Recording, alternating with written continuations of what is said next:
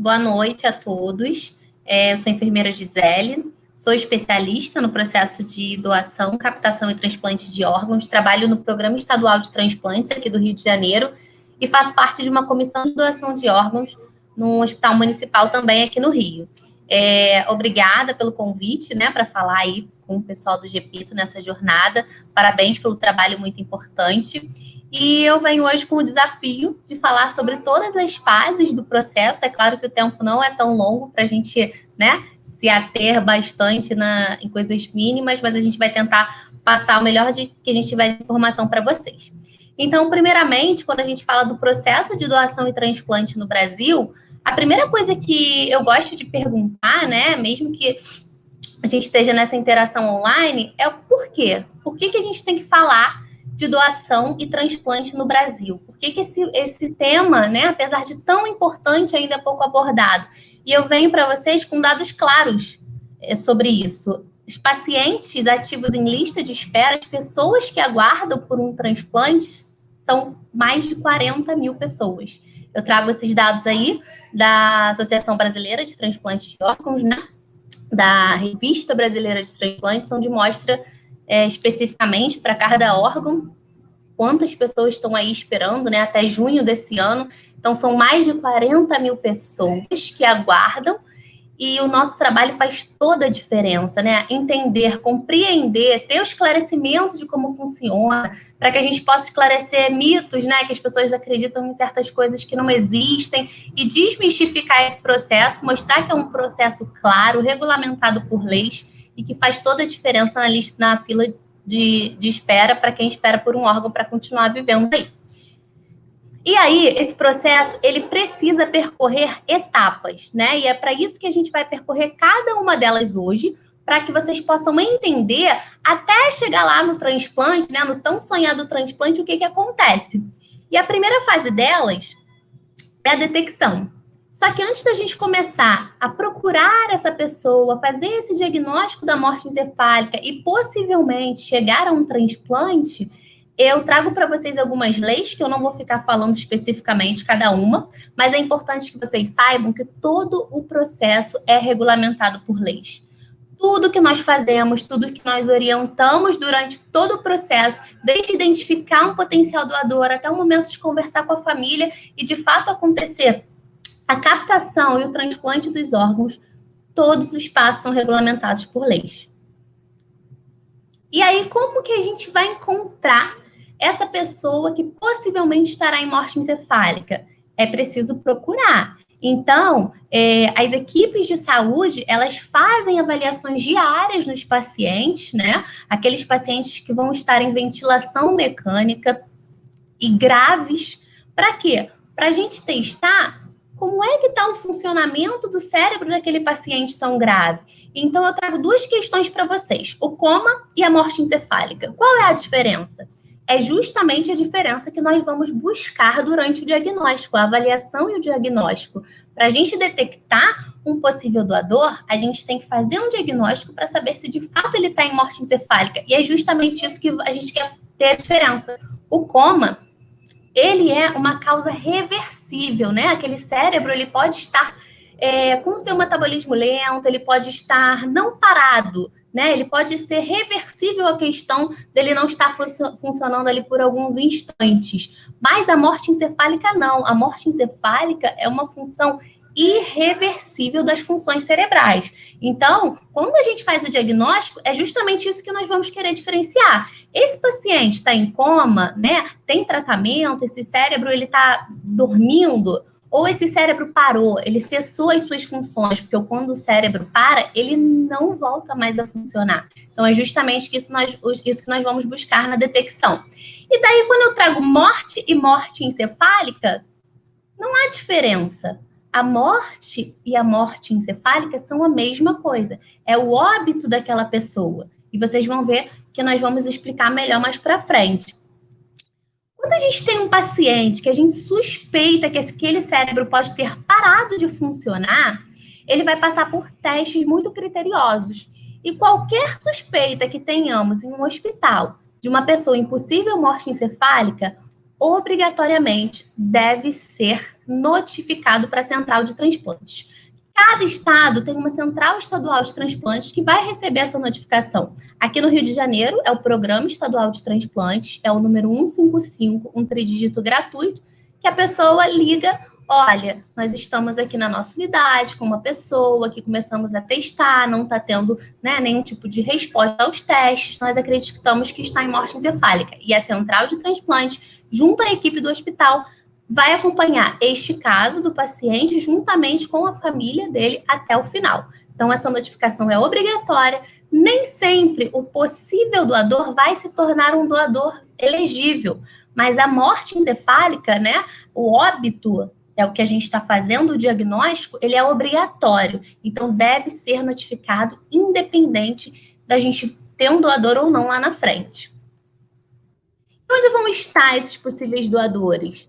Em qualquer setor do hospital que tenha ventilação mecânica, porque obrigatoriamente esses possíveis doadores vão estar em Glasgow 3, que é uma avaliação neurológica que a gente faz, né, de testar o cérebro. Quando a gente testa o cérebro, não responde. A escala mais baixa, aquela de ausência total de reflexos, se chama Glasgow 3. Então, todo paciente em Glasgow 3, a gente tem que pensar na possibilidade de uma possível morte encefálica. Isso não quer dizer que todo paciente em Glasgow 3 vai evoluir para morte encefálica, mas todo paciente em morte encefálica obrigatoriamente vai estar em Glasgow 3. E aí, vamos fazer a avaliação. A gente precisa avaliar por quê? Primeiro, que a gente precisa avaliar para que não tenha nada que esteja mascarando qualquer reflexo para o nosso diagnóstico seguro. Outra coisa, garantir, né, que a gente está avaliando e que a gente está observando a história daquele paciente, se ele tem alguma história prévia de vícios, de doenças sexualmente transmissíveis, tatuagens, câncer, o Covid, né, nesse atual momento de pandemia que a gente está vivendo, não são coisas, aqui eu vou mostrar o que exclui a doação, mas a gente precisa avaliar, porque a gente precisa ter uma boa avaliação para que lá na hora da doação, se acontecer, a gente tenha um órgão em condições favoráveis para transplantar. Eu vou mais para frente explicar para vocês o que exclui, o que a gente já sabe que a gente não tem um potencial doador, tá? Mas é necessário conhecer a história daquele paciente, o máximo de detalhes que a gente puder. E aí, falei, as exclusões absolutas. Exclusões absolutas são aquelas pessoas que, no início do diagnóstico, no início do diagnóstico da morte encefálica, a gente já sabe que eles não vão poder doar órgãos, porque existem duas coisas, o diagnóstico da morte encefálica e a doação. São dois caminhos e lá na frente eles se encontram. Então, a gente tem que fazer o diagnóstico. O diagnóstico ele é obrigatório, porque todo cidadão tem o direito de ter o seu óbito diagnosticado. Mas a doação de órgãos é algo que a gente vai pensar lá na frente, quem vai decidir é a família. Então, aquela pessoa com HIV positivo, HTLV 1 e 2 positivo, tuberculose em atividade, tumores com potencial de metástase, sepse refratária, né, aquela infecção que o médico está tentando e não tem resposta a nenhum tratamento, infecções virais como o Covid, são pessoas que nós vamos fazer o diagnóstico para saber se ela de fato faleceu, mas que ao final do diagnóstico essas pessoas não poderão ser doadoras, tá? São as exclusões absolutas. E a manutenção. A manutenção é fundamental e depende totalmente das equipes de saúde. Como que funciona isso? Quando a gente tem uma lesão cerebral grave, capaz de causar a morte, todos sabemos que o nosso cérebro comanda o nosso corpo. Então, quem vai estar ajudando na manutenção desses órgãos, fazer com que esses órgãos continuem funcionando, né, esse coração continue batendo, são os profissionais de saúde. Então, é necessário fazer todos os cuidados para o possível doador, como qualquer paciente grave da unidade. Ele vai tomar banho, ele vai fazer os curativos, vai fazer antibiótico, tudo o que for necessário, tá? Para que a gente continue mantendo, para dar um diagnóstico digno e para informar essa família, né, um diagnóstico seguro. Além disso, manter os órgãos funcionando, se for o caso da gente ter uma doação de órgãos. E aí, quando a gente fala em morte encefálica, existem muitos mitos, né? Da pessoa pensar, olha, mas como é que é isso? O coração tá batendo, tá quentinho, a pressão tá boa, tá morto mesmo. E aqui eu trago para vocês os critérios de avaliação para o diagnóstico. Esse é um diagnóstico muito seguro, é feito por médicos capacitados, mais de um médico participa do diagnóstico. E antes de começar esse diagnóstico, eles têm que avaliar as seguintes questões. Essa pessoa teve uma questão encefálica, né, uma causa encefálica, um dano no cérebro dele, irreversível e capaz de causar morte? Sim, seguimos para a segunda parte. Não há mais tratamento, ausência de causas tratáveis? Não há mais tratamento, não tem resposta mesmo. Seguimos. Já está internado na nossa unidade há quanto tempo? A gente precisa que pelo menos 6 horas esse possível doador esteja internado com a gente para a gente fazer um diagnóstico seguro, né? Para a gente começar um diagnóstico seguro. Os sinais vitais, é aquilo que eu disse, a equipe de saúde vai fazer toda a manutenção para que os sinais vitais estejam hemodinamicamente estáveis, né? Então, assim, uma pressão normal, uma temperatura normal, a questão da pressão sempre tem que estar acima de 100 de sistólica. Então, assim, uma pressão normal, 10 por 6, ou então acima de 65 de PAM, que é um cálculo que a gente faz de uma pressão média. A temperatura tem que estar acima de 35 graus, pelo menos 35,1, porque a hipotermia é algo que mascara reflexos, tá? Então, temos que aquecer aquele paciente que está hipotérmico para iniciar um diagnóstico seguro. A saturação de oxigênio tem que estar acima de 94, não pode estar sedado.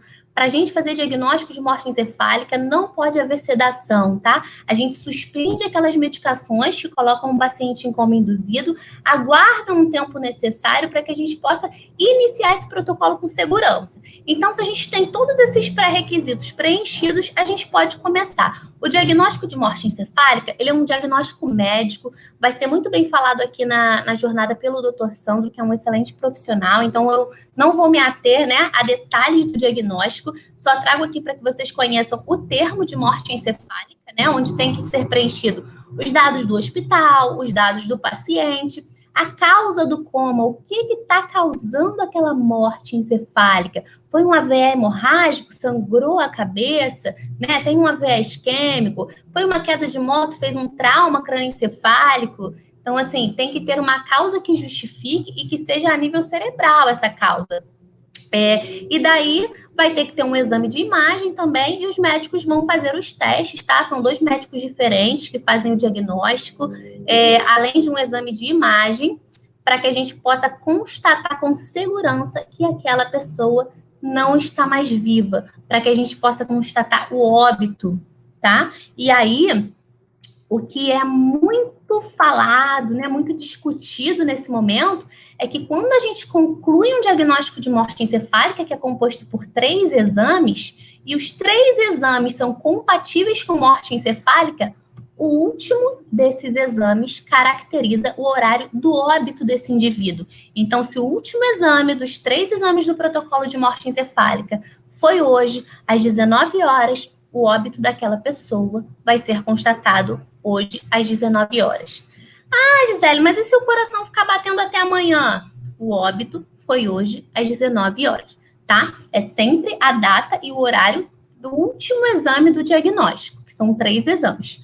E aí, o próprio médico da unidade pode fazer a declaração e deve fazer a declaração de óbito para entregar para a família. Caso seja morte traumática, morte violenta, o corpo tem que ir obrigatoriamente para o IML. Mas aí nós vamos falar em 2 casos. Há casos de doação e casos de não doação, certo? Se for um caso de não doação de órgão, por ele não ser elegível, né, por ser um HIV, um COVID positivo, ou até se for pela família não querer doar os órgãos, o que o profissional vai fazer em caso de não doação, né? O profissional médico que está assistindo aquele possível doador que não é elegível. Ele vai obrigatoriamente, tá? Legalmente respaldado, suspender o suporte terapêutico. Quando eu digo suspender o suporte terapêutico, eu digo desligar os aparelhos.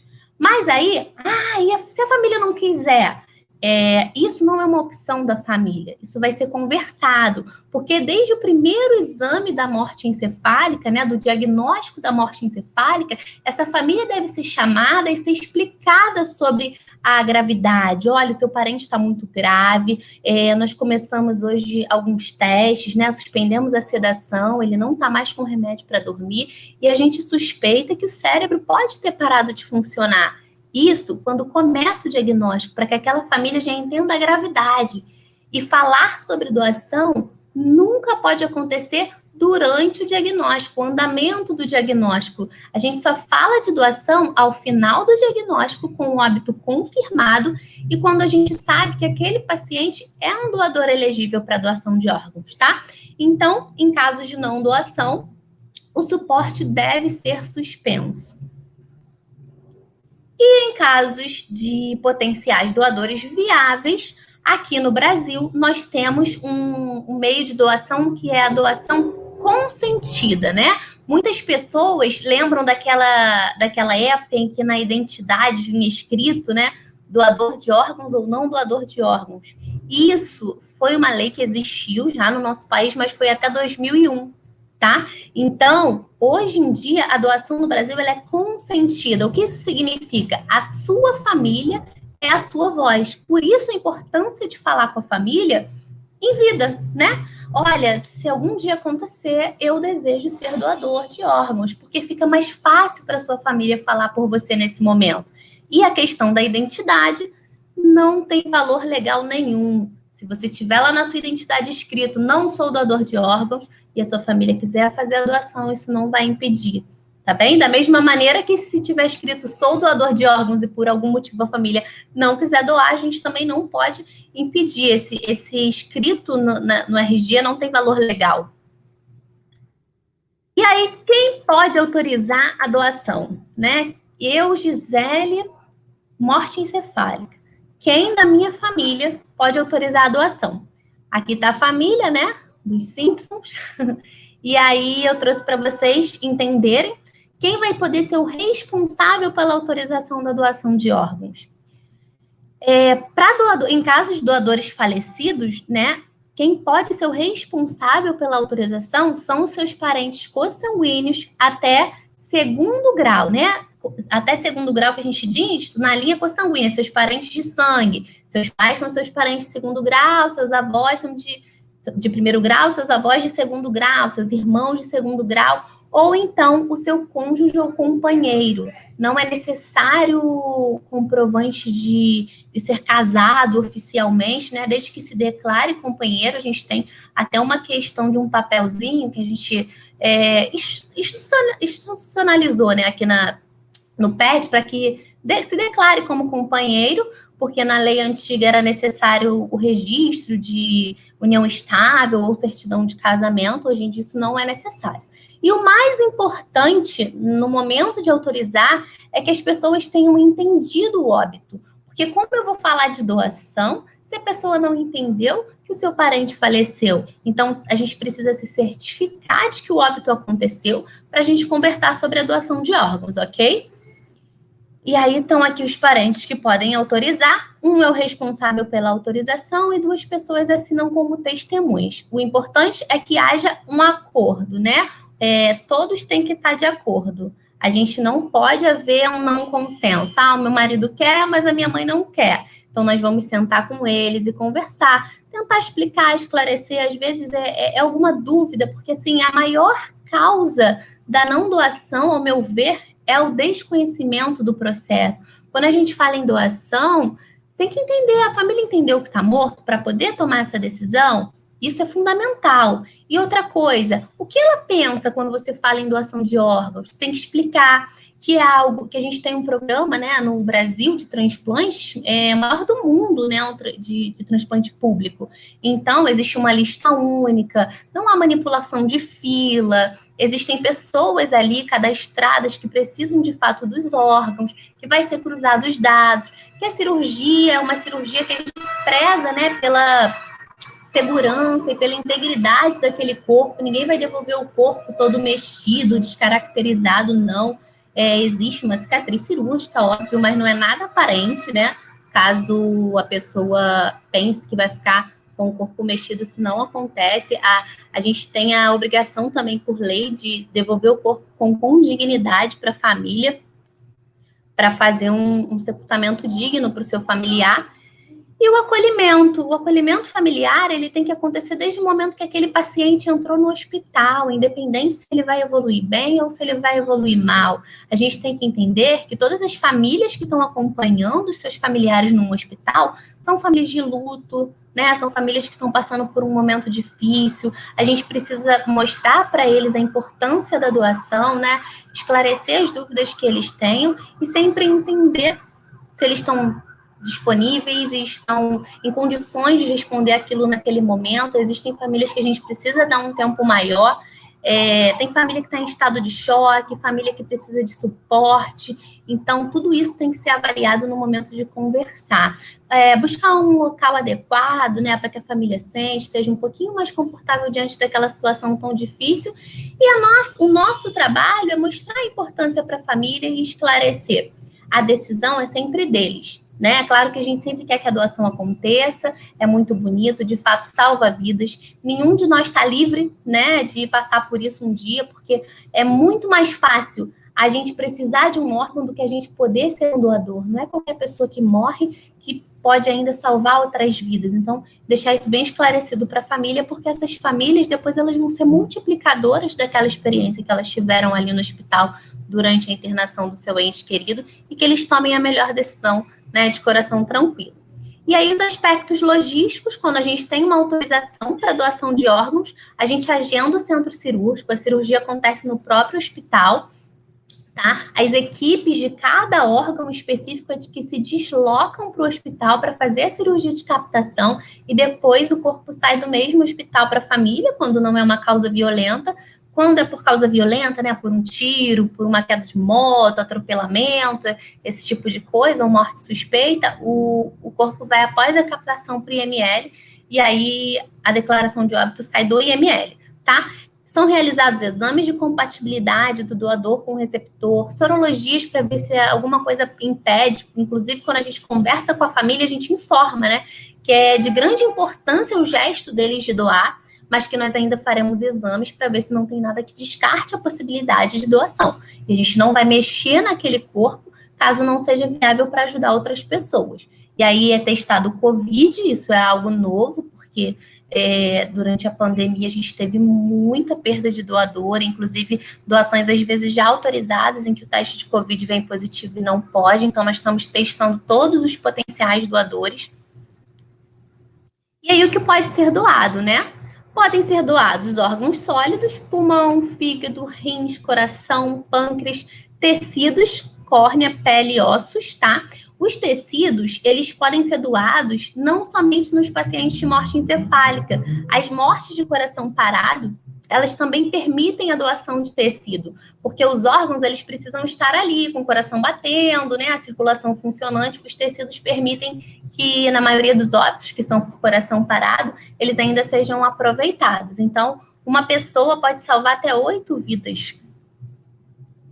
E aí a distribuição, né, como eu falei, existe uma lista única, cada central de transplante gerencia a lista do seu estado e os critérios de avaliação de cada órgão, né? Eu acredito que isso seja falado também por outras pessoas mais para frente na jornada, mas só que para que vocês entendam, né, o coração, ele precisa ter uma tipagem sanguínea compatível do receptor com o doador, tem que ser o mesmo grupo sanguíneo, o peso e a altura tem que ser mais ou menos compatível também, assim como para o fígado. O rim exige um exame de HLA, que é como se fosse um DNA do doador que cruza com o receptor e tem que ser o mais parecido possível, além de um exame de Cross-Match, que é para compatibilidade, né? Para que aquele doador receba um órgão compatível e que tenha um sucesso no seu enxerto. Cada órgão tem um tempo exato para ser transplantado. Vou dar alguns exemplos. O coração tem que estar no receptor em até 4 horas, o pulmão em até 6 horas, o fígado até 12 horas estourando.